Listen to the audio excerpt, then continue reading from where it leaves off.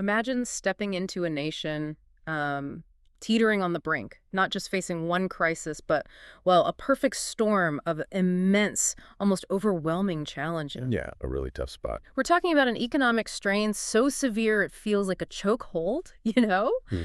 Political instability that rocks the very foundations of governance, and a relentless barrage of security threats lurking from every corner, internal and external. It's a daunting picture. Now picture a single leader navigating this maelstrom, and not just stabilizing things, but fundamentally transforming the nation's strategic outlook. Right, not just managing, but changing the game. Exactly. From its, ancient agricultural traditions right up to the cutting edge of digital warfare, and even reshaping its global image on the international stage. It really does sound like something pulled directly from the pages of a geopolitical thriller, doesn't it? It does. And what's truly compelling here is that this isn't just a hypothetical scenario.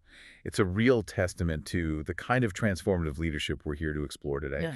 This wasn't merely about managing a crisis, putting out fires. It was about laying entirely new foundations for a national trajectory, propelling a nation into the future with, well, unprecedented speed and vision. Exactly. Today we're taking a deep dive into the extraordinary leadership of General Syed Asim Munir.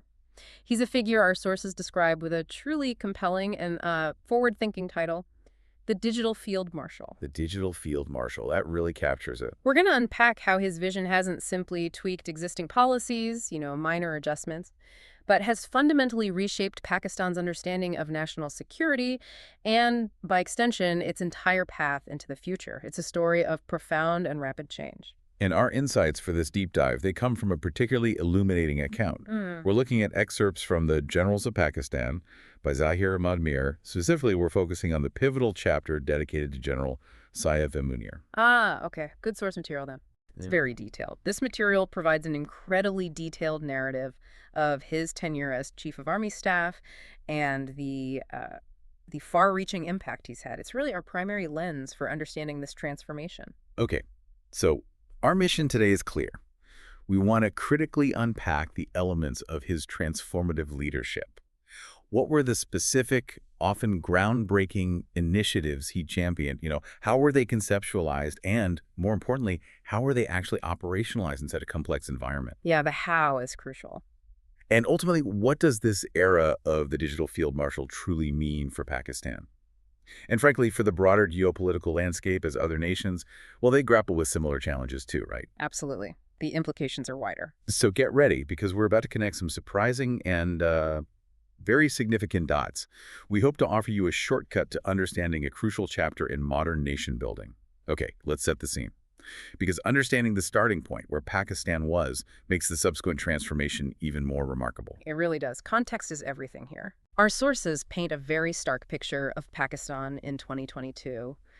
They describe it as a nation truly at a crossroads, facing this confluence of severe internal and external pressures. Indeed. And this wasn't a period of minor adjustments. It was a profound crisis moment, characterized by immense pressure from multiple sort of interconnected directions. Right. The nation was grappling with what the sources termed significant financial difficulties or economic strain. Strain sounds almost too gentle. What did that actually look like? Well, this wasn't just a mere budgetary deficit. We're talking about rampant inflation, eroding purchasing power for everyday people, a ballooning national debt threatening sovereign stability, and a consistent struggle to attract and retain foreign investment. Which hits everything. Exactly. It directly impacted the daily lives of millions and crucially constrained the government's ability to provide essential services. This deep-seated economic vulnerability, it truly set the stage for many of the strategic shifts that would follow. And it wasn't just the economy, right? You mentioned other pressures. Right. Oh, yeah. You had acknowledged challenges to national stability stemming from both internal and external sources. These weren't abstract threats on paper. Like what, specifically? Things like the resurgence of militant groups within the country, cross-border tensions that periodically flared up, quite seriously sometimes, and the insidious creep of transnational criminal networks, smuggling, trafficking, that sort of thing. So a real security nightmare. Absolutely. These security imperatives necessitated not just a reactive response, scrambling after an incident, but a robust and decisive security posture.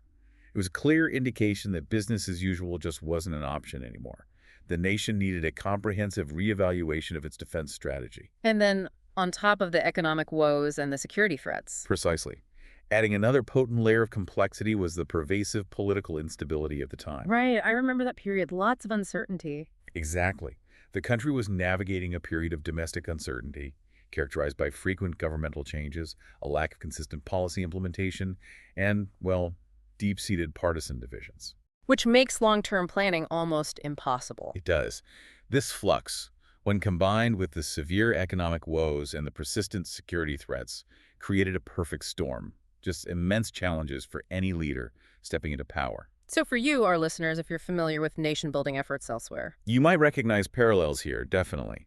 But what makes Munir's synthesis of military and economic strategy particularly distinctive in this context is the sheer scale and the interwoven nature of the crises he inherited.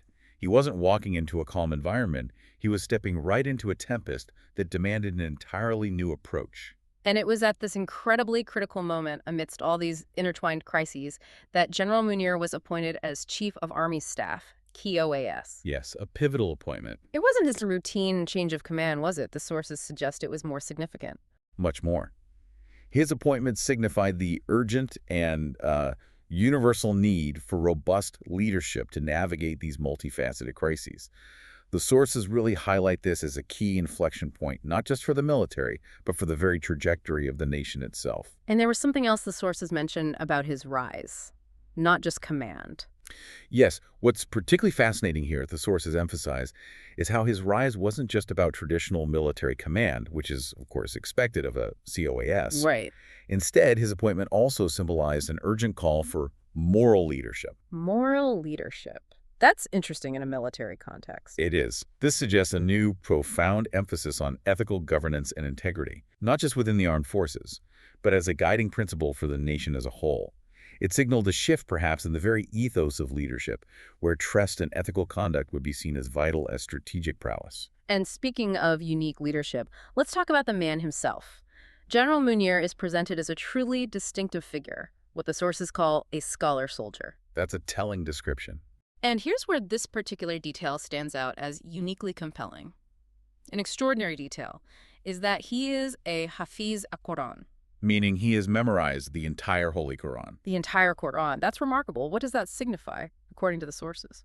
Well, it isn't just a personal achievement or a mark of piety, though it is that too. The sources imply that the profound intellectual rigor and unwavering discipline required to commit the entire Quran to memory instilled in General Munir a unique capacity. Capacity for what? For things like long-term strategic thinking, meticulous planning, and perhaps an unshakable ethical compass. So it shaped his approach to leadership. That's right. It seems to have translated into a leadership style that prioritized integrity, foresight, and a disciplined pursuit of national objectives, even amidst immense chaos. This wasn't just about personal faith. It provided a bedrock of moral authority and intellectual discipline that permeated his professional approach. And beyond this spiritual, intellectual foundation, what else did people respect him for? He was respected for discipline, intellect, and integrity. These aren't just accolades thrown around lightly. The sources present these attributes as foundational to his entire leadership style. Well, bedrock, you said. Exactly. The bedrock upon which his strategic vision was built. It inspired trust and confidence, both internally among his troops and externally among civilian leadership, and crucially, international partners. And this is where we get the first glimpse of that future direction. Yes, this is where the sources give us the first strong hint about the direction he would take. Even at this early stage, they introduce the concept of the Digital Field Marshal. Right, that title again. It hints at a modern, forward-thinking approach that blends traditional military strength with cutting-edge technology. This immediately signals a clear departure from past leadership models, suggesting a vision that looks squarely at the challenges and, importantly, the opportunities of the 21st century's digital landscape. So you have this combination: deep religious scholarship, unwavering discipline, sharp intellect, and a clear vision for digital integration. It suggests a truly distinctive leader. It's not often you encounter a military head with such a diverse and profound set of core qualities. This unique profile allowed him to approach national challenges with both, well, moral authority derived from his background and a pragmatic, innovative mindset focused on technological solutions. He wasn't just leading an army then. No, it seems he was leading a strategic transformation, one that leveraged every aspect of his unique skill set. So with a leader like that at the helm, with that kind of profile, it's maybe no surprise that the very concept of national security itself began to shift dramatically. That's a key takeaway. General Munir didn't just tweak the existing doctrine, did he? He fundamentally redefined it, ushering in what the sources call an integrated vision. Correct. And this wasn't just some academic exercise, writing a new paper. Yeah. For a nation facing such intertwined crises, economic, political, security, a purely military response would have been, frankly, insufficient. It wouldn't have addressed the root causes. Exactly. This holistic approach recognized that true national security is built from within, addressing the very fabric of society. So how did this holistic approach work in practice? What did it broaden? Well, it fundamentally broadened the traditional understanding of defense, moving it far beyond merely protecting physical borders from external military incursions. Okay. The sources clearly detail that Munir recognized that a nation's security is far more complex and multifaceted than just its military might. It encompasses economic stability, internal governance, societal cohesion, all of it. And he didn't just acknowledge this complexity, he operationalized it. Yes, by explicitly linking terrorism, economic crime, and corruption as interconnected threats to national security. Interconnected. How so? Well, think about it.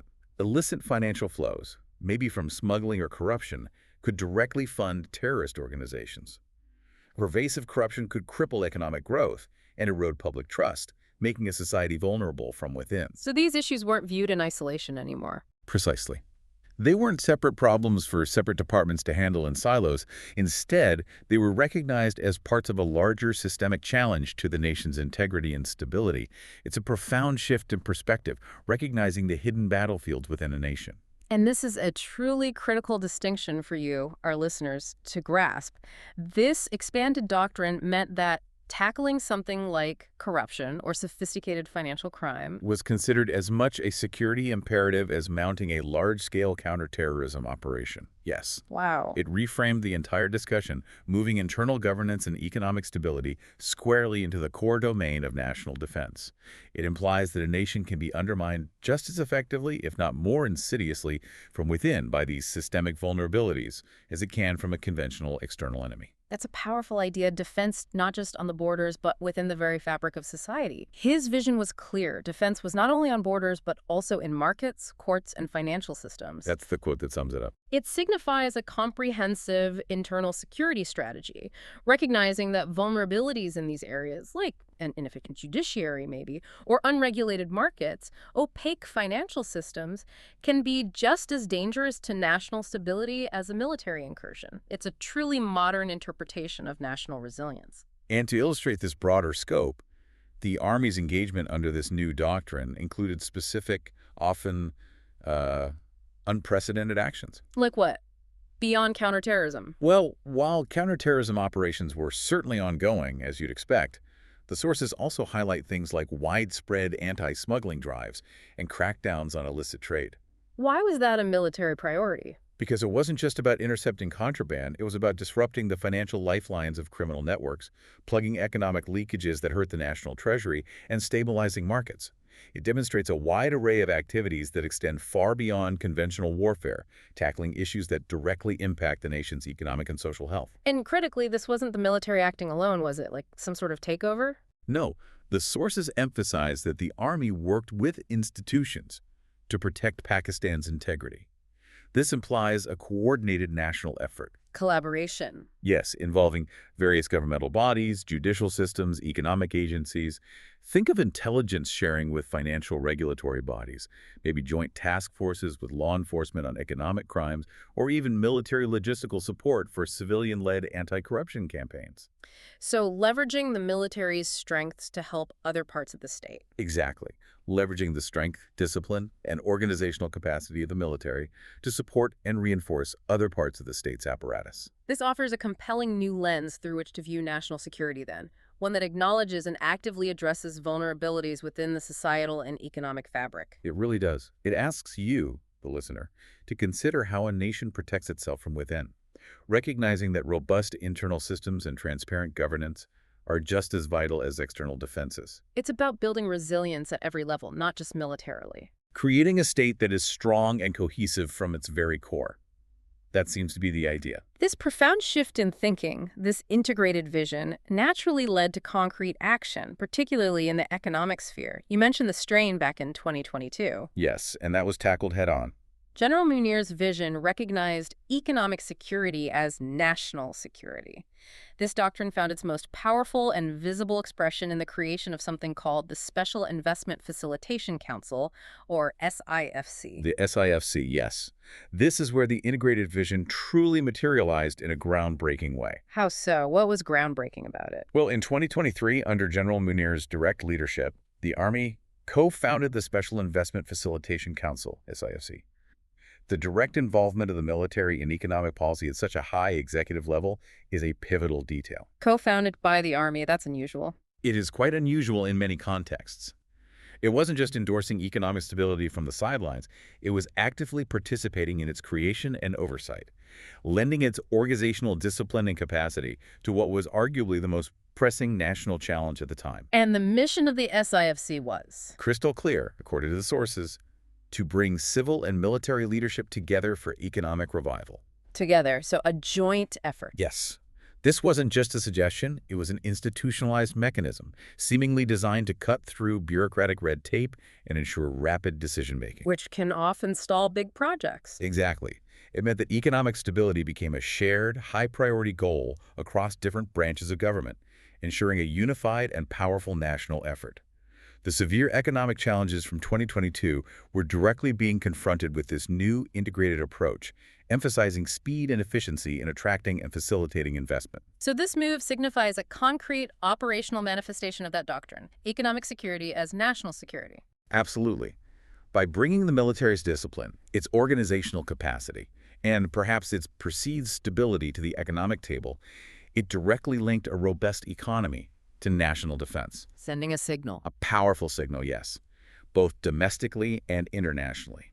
That economic health was not a secondary concern, but a foundational pillar of national strength, deserving of the highest level of coordinated leadership. Now, for those familiar with nation-building efforts, or maybe just civil-military relations in general, the idea of military involvement in economic affairs might, well, raise some questions, about balance, potential overreach. That's a very astute observation and a natural question to ask. Did the sources address how Munir and the SIFC navigated those inherent tensions? How did they maintain civilian authority while still leveraging military advantages? That's a subtle but important point. The sources implicitly address this by emphasizing the SIFC's structure as a council, a place where civil and military leadership came together. So not the military dictating? The portrayal is not one of dictation.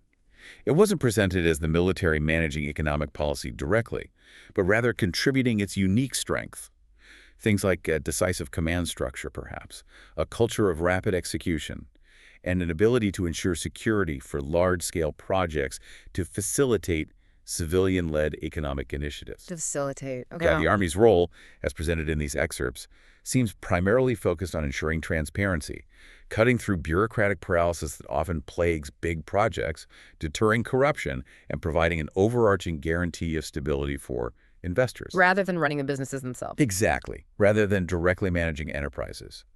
This collaborative, facilitative model aimed to create synergy rather than competition, focusing on tangible outcomes like increased investment and streamlined project implementation under a unified national banner. Okay, so that's the structure and the aim. What was the immediate tangible impact of this SIFC? Did it work? Well, the sources state a remarkable shift in international perception quite quickly.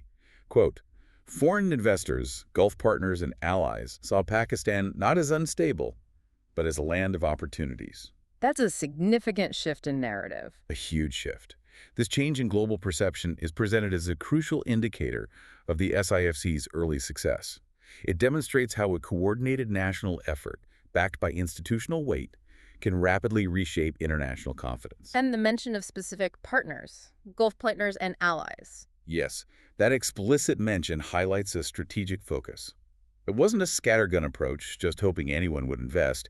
It was a targeted effort to attract significant investment, particularly in sectors like agriculture, mining, and IT, from key regions and nations. Nations that maybe already had strong ties. Likely.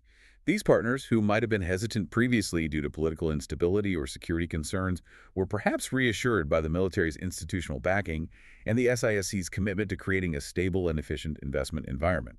It seems they leveraged existing diplomatic ties to rebuild economic confidence. So what does this all mean for you, the astute observer of global affairs listening in? Well, this initiative, the SIFC, was explicitly designed to directly counter that profound economic strain Pakistan faced back in 2022. Right, tackling the core problem. It leveraged the institutional weight of the military, combined with cohesive civil leadership, to build investor confidence and stimulate growth. It's a powerful example of proactive economic diplomacy and internal restructuring. Showing how a nation can pivot its narrative. And its reality. Mhm. Through decisive, integrated action, essentially rebranding itself on the global economic stage. Okay, so with the economic foundation being laid through SIFC and national security redefined in this comprehensive way, General Munir didn't stop there, did he? Not at all. He pushed for an even bolder vision, one focused on forging the future. Forging the future sounds ambitious. It involved ambitious initiatives like Green Pakistan and accelerated digital governance. This really takes us into the heart of his Digital Field Marshal persona. Right, the technology and innovation side. Indeed. The overarching emphasis from General Munir, according to these sources, was unequivocally on innovation. And not just in one sector, but across a broad spectrum, from agriculture to technology. A comprehensive commitment? Yes, a comprehensive commitment to modernization at every level of society and governance, recognizing that a nation cannot truly thrive in the 21st century without actively embracing and integrating new ideas and cutting-edge technologies into its core operations. It's about building a future-ready state. Okay, let's unpack this, because here's where it gets really interesting. We see traditional sectors being revolutionized. The Green Pakistan Initiative, for example, that aimed to modernize farming. A huge undertaking. Agriculture is often a sector resistant to rapid change, yet it's absolutely vital for a nation's food security and economic base. How did Munir approach this modernization, according to the sources? Well, crucially, this wasn't about simply buying a few new tractors or making small incremental improvements. The sources detail how the Green Pakistan Initiative specifically leveraged AI and climate-smart practices. AI in farming. How does that work? Well, imagine satellite imagery combined with AI analyzing vast farmlands in real time. This could provide granular data on soil health, optimal planting times, precise irrigation needs, even predicting pest outbreaks. And getting that information to the farmers. Directly to farmers, perhaps via mobile apps. This allows for hyper-efficient resource allocation, especially critical resources like water, in a climate-stressed region like Pakistan. And climate-smart practices. That could involve introducing climate-resilient crop varieties, maybe developed through biotechnology or promoting water-saving irrigation techniques. The goal was transforming what was often subsistence farming into a high-yield, sustainable enterprise. Directly impacting rural livelihoods and the national food supply. Exactly. A strategic pivot towards agricultural self-sufficiency and resilience in the face of climate change. Absolutely vital. But the vision extended beyond the fields, didn't it? Into the rapidly evolving digital realm. Oh, yes. General Munir accelerated digital governance. And significantly, it wasn't presented as a luxury or an add-on, but as a strategic shield for the nation's future. A strategic shield. What did that involve specifically? This involves specific, sophisticated technological adoptions. The sources mention three key areas: blockchain in finance, artificial intelligence in defense, and cybersecurity as a strategic shield. Okay, let's break those down. They sound important, but maybe a bit abstract.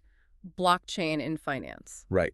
This implies using blockchain's immutable distributed digital ledger technology to enhance transparency, security, and efficiency in financial transactions. What kind of transactions? For Pakistan, this could mean potentially revolutionizing areas like land, titling, a huge source of disputes and fraud in many places, using blockchain to create secure, verifiable records, or tracking remittances from overseas workers to ensure funds reach their intended recipients without leakage, or even securing the supply chains for critical imports and exports. So improving accountability and trust. Drastically improving accountability and trust in a financial system that might have been susceptible to vulnerabilities before. It's about combating economic crime at its source using technology. Okay, that makes sense. Then there's artificial intelligence in defense. What does that entail? It sounds a bit like science fiction. Well, it's less science fiction these days and more about augmenting human capabilities and gaining a strategic advantage. The sources suggest this involved things like AI-driven predictive analytics, Predicting what? predicting potential insurgency movements based on analyzing vast data sets, patterns, communications, historical incidents, or using automated threat detection systems that analyze drone footage and surveillance data in real time, much faster than humans could. Finding threats faster. Exactly. Or even using sophisticated algorithms to optimize logistics and resource allocation across diverse military operations. Think about getting supplies to the right place at the right time efficiently. So it leads to more efficiency and faster responses. Unprecedented efficiency, faster response times, and a more intelligent, responsive, and technologically superior military. One capable of understanding and reacting to threats with speed and precision. And the third pillar was cybersecurity as a strategic shield. Yes, and this highlights the explicit recognition of cyberspace as a critical domain for national defense.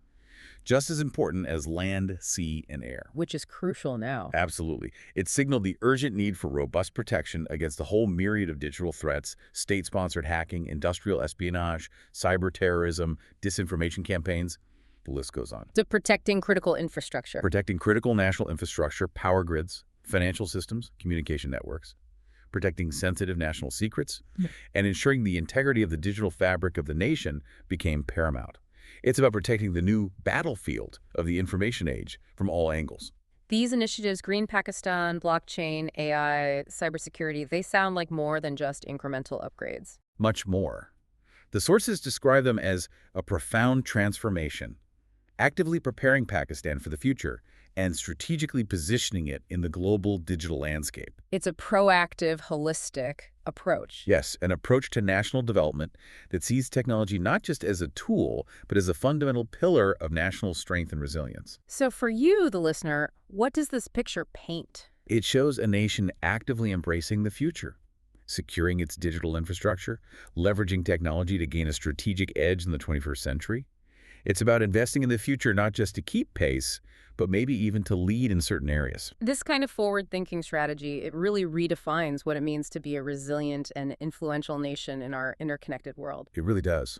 It demonstrates how deep internal reforms, particularly in technology and governance, can project significant external power and influence. Now, all these advancements, these new doctrines, the SIFC, the digital transformations, they sound impressive on paper, but they faced the ultimate test, didn't they? You did. Theory met reality. The sources describe a harrowing scenario, the 2025 crisis and Operation Sindoor.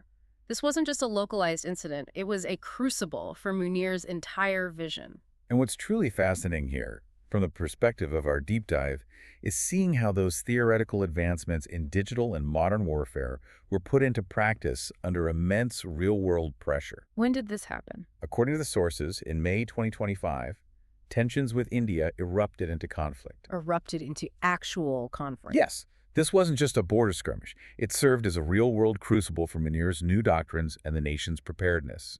It demanded a validation of every strategic shift that had been made. And the significance of this conflict, the sources suggest, can't be overstated. No, they describe it as nothing less than a test of survival for Pakistan, echoing past historical challenges the country has faced.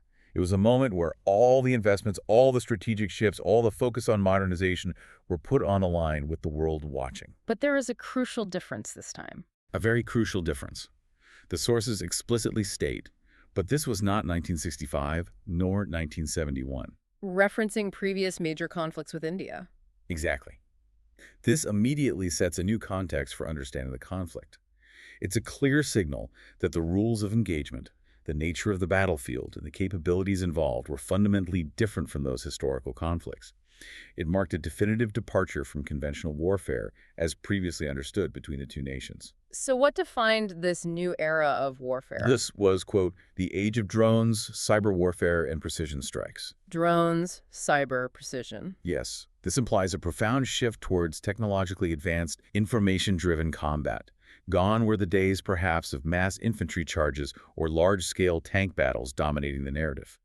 This was about rapid intelligence gathering, surgical strikes using precision munitions, and a strong digital defense, prioritizing speed, intelligence, and targeting over sheer numbers or traditional mass. So this is crucial because it demonstrates that Pakistan had adapted its military strategy. Yes, adapted it to the realities of 21st century warfare, moving beyond traditional large-scale ground engagements.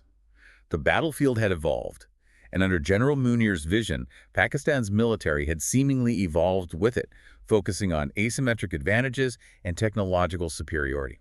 Can you give an example? Instead of tanks, what might we have seen? Well, instead of conventional tank formations being the main story, you might imagine highly coordinated drone swarms, perhaps guided by AI, executing precise strikes on enemy command centers or logistical hubs. This would demonstrate Pakistan's asymmetric advantages in aerial reconnaissance and precision targeting. And the cyber element. Simultaneously, you'd likely have cybersecurity units, bolstered by Munir's earlier initiatives, actively defending Pakistan's critical infrastructure and perhaps counteracting cyber attacks, effectively fighting a war in the digital realm at the same time as the kinetic conflict on the ground or in the air. And how did Pakistan actually respond under Munir's command during this Operation Sindoor? The preparation met reality with incredible effectiveness, according to the account. Pakistani forces fought with modern doctrine, superior training, and digital coordination. So those investments paid off. It suggests exactly that. The investments in technology and training we discussed earlier, the AI in defense, the cybersecurity measures, maybe a reformed intelligence apparatus, they paid off directly on the battlefield. It wasn't just theory anymore, it was practice under fire, showing how that synthesis of military and technological leadership bore fruit under intense pressure. And the outcome, how long did it last? The swift resolution of the conflict is particularly striking in this account. In 4 days, Operation Sindoor ended with Pakistan standing firm. 4 days, that's very quick for a conflict between major powers. Extremely quick. The short duration implies highly effective and decisive military action. It suggests a capability for rapid response and perhaps overwhelming force in these new domains of warfare: cyber, drones, precision strikes. So this speed itself is significant. It speaks volumes. The 4 days wasn't just about speed for speed's sake, but likely reflected overwhelming precision and perhaps intelligence superiority that neutralized key threats rapidly. It serves as a direct validation, in this narrative, of the extensive investments in AI, digital coordination, and modernized training under Munir. And the outcome had an impact beyond the immediate military gains. Yes, far beyond. The sources state it was a victory not only on the battlefield, but in proving Pakistan's resilience to the world. Proving resilience. This highlights the strategic significance of the outcome, projecting an image of strength, modernity, and formidable capability on the international stage, demonstrating that Pakistan was indeed a nation to be reckoned with in the digital age. So this conflict, Operation Sindoor, essentially serves as a powerful validation. A validation of General Munir's integrated security vision and the nation's digital transformation. Yes, it demonstrated, according to this account, that the shift towards a holistic understanding of security embracing economic and digital dimensions, combined with advanced military capabilities, could indeed secure the nation in a modern conflict. A proving ground for the Digital Field Marshal. Exactly, showcasing how a comprehensive, technologically advanced strategy could achieve decisive results in a short time frame. The successful navigation of the 2025 crisis, this decisive victory in Operation Sindoor as described, clearly marked General Munir as a leader of exceptional caliber, and that led to a historic recognition, didn't it? It did, his elevation to Field Marshal. Which is more than just a promotion. It felt like a national affirmation based on the sources. Absolutely. This prestigious elevation occurred after the 2025 war, directly linking his military success and strategic foresight during that crisis to his promotion.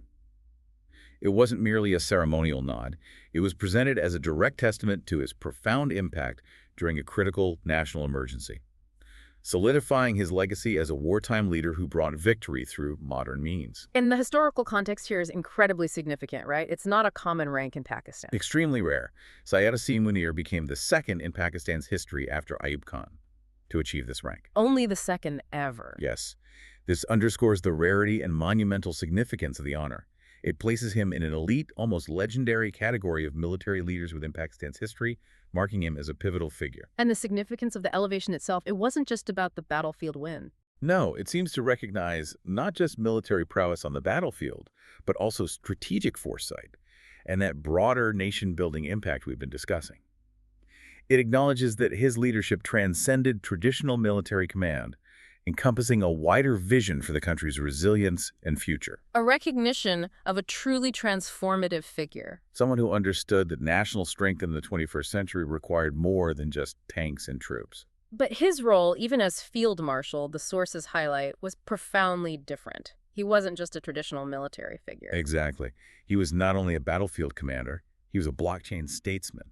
Blockchain statesman, that's a unique title, almost unheard of. It really is. It encapsulates his dual expertise, military strategy on one hand, and cutting-edge digital technology and its implications on the other. It truly embodies the Digital Field Marshal moniker, suggesting a new kind of leader for a new global reality. So if we connect this to the bigger picture, what does that title signal? Well, it signals Pakistan's emergence, or perceived emergence, as a nation actively participating in and perhaps shaping the technological future. Leveraging its internal reforms for external influence, he represented Pakistan as a global player of the digital age. So it was about projecting a new national identity. Precisely. An identity that was technologically adept, secure, and forward-looking, not just focused on internal reforms, but showing that new face to the world. But what does a blockchain statesman actually do? It sounds fascinating, but a bit abstract. That's a great question. Imagine him perhaps negotiating international trade agreements, not just discussing tariffs with economic figures, but maybe sitting down with cybersecurity experts to embed blockchain-verified supply chains for greater security and transparency. Okay, so applying the tech to diplomacy. Or using distributed ledger technology to ensure transparency in international aid distribution, building trust with global partners in an entirely new, verifiable way. His ability, presumably, to speak the language of both traditional power and cutting-edge tech allowed Pakistan to project a unique form of digital soft power, fostering international collaboration on digital infrastructure, secure data standards, things like that. And his presence on the global stage reflected this. The sources mention specific visits. Yes, his presence at the White House, in Riyadh, in Beijing, illustrates this new diplomatic weight and his engagement with key global powers. It shows he wasn't just leading Pakistan's internal transformation, but also representing its transformed image and capabilities to the world's most influential capitals. Engaging in strategic dialogues that blended security, economics, and technology. Exactly. That blend seems key. This global role truly intertwines military strength, economic policy, and technological leadership, redefining a nation's identity on the world stage. It demonstrates how that holistic approach to national security we talked about earlier can project soft power and influence far beyond traditional military might. So this era, under General Munir's leadership, forged Pakistan's new face. Faith, discipline, and innovation united. That's the powerful summary the sources provide, capturing the core tenets of his leadership and the profoundly transformed national identity that emerged from his tenure, according to this account. So for you, the listener, this shows a leader who really transcended traditional roles. Absolutely. Becoming a multifaceted representative of a technologically advanced and resilient nation. It demonstrates how military leadership, when coupled with a strategic vision for economic and technological advancement, can extend far into diplomatic and economic realms. Fundamentally redefining a nation's global standing and its ability to influence the international landscape. It's a fascinating study in modern statecraft, really. What an incredible and really detailed journey we've taken today into the profound transformation of Pakistan as described in these sources. General Syed Asim Munir's leadership truly marks a pivotal turning point for the nation. It really seems that way, based on this account. We've seen how he navigated immense challenges from that severe economic strain and political instability back in 2022 to existential security threats culminating in the 2025 crisis. It didn't just navigate, but seemed to usher in an era of profound and integrated change. Moving Pakistan from that precarious crossroads to, well, a confident global player in the digital age, it's a testament to his unique and transformative vision as portrayed here. And his tenure definitively proved, according to this narrative, that Pakistan's army evolved, not merely acting as a guardian of borders, which is its traditional vital role, of course. But expanding its mission. Yes, expanding its mission to become a builder of economies, a pioneer of technology, and a defender of faith. This holistic, multidimensional role is presented as absolutely central to his enduring legacy. Creating a model that intrinsically links internal resilience with external strength. Demonstrating how every aspect of national life, economy, technology, faith, governance contributes to security. The symbolism of his journey, too, the sources put it so beautifully. From the Quran to blockchain, from Lahore to the White House. It captures the breadth. It's presented as a symbol of Pakistan's destiny. It illustrates the incredible breadth of his influence, touching upon spiritual, intellectual, technological, economic, and diplomatic spheres, truly capturing the monumental scope of his impact as described. And this deep dive concludes with a powerful and enduring vision presented in the text. Pakistan as a resilient nation ready to lead in the digital age.